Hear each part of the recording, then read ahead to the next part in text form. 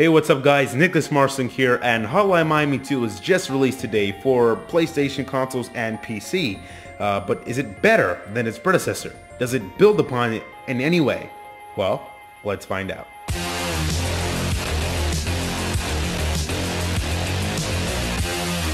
Now for starters, Hotline Miami is a 2D action game that is both beautiful to look at and beautiful to listen to. It has an amazing soundtrack. And oddly enough, the PlayStation Vita edition makes it even better because it's portable, it looks great on this OLED screen, and it sounds pretty good when wearing headphones. So I actually like the PlayStation Vita version than I do the PlayStation 4 edition, but we'll get back to that. Now, if you've never heard of Hotline Miami or never even seen it before, I can't really help you that much because this game is all over the place crazy.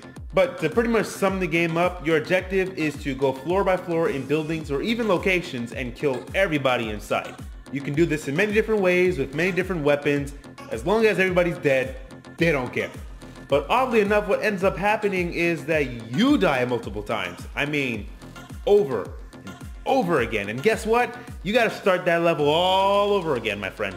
So as you can tell, this game is quite challenging, but so was the first one. So is there anything different about Hotline Miami 2 to its predecessor? Well, first of all, let's talk about the characters and the storyline. So the first edition really didn't have a big story. Now this time you have many different protagonists and antagonists you can play with. Most notably, you are a detective in the beginning of the game. And then another time you are a psycho redneck mercenary. But my favorite and the character that you're gonna be with the most is this person that's a psychopath, but he thinks that he's in a movie and he's killing a bunch of people as an actor, but in reality, he's really killing people. But ultimately, there's actually 9 different playable characters, each with their own mechanics and abilities. Now, as if the first game wasn't hard enough, they actually made it even harder by stretching out levels and making them bigger and making the bosses even harder to fight. Luckily, because of this, the game is actually longer. Before, you could finish the game in about 5 to 6 hours. Now it's gonna take you about 9 hours to finish the game. Another difference too between Hotline Miami 1 and 2 is that there's a lot more diverse locations. Like I said, there's a jail cell, there's the regular buildings, you could be on a beach, in a jungle, all these different places for Hotline Miami. It's pretty cool.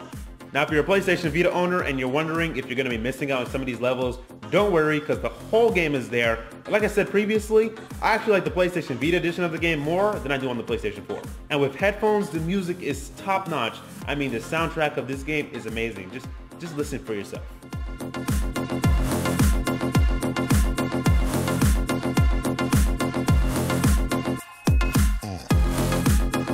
What I told you. And also too, the game is 60 frames per second on PlayStation 4 and PlayStation Vita. And if you have both the PlayStation 4 and the PlayStation Vita, the game is both cross-save and cross-buy between all platforms. In the end, Hotline Miami 2 resembles the first edition a lot, but there are some new additions that make the game a pretty solid experience.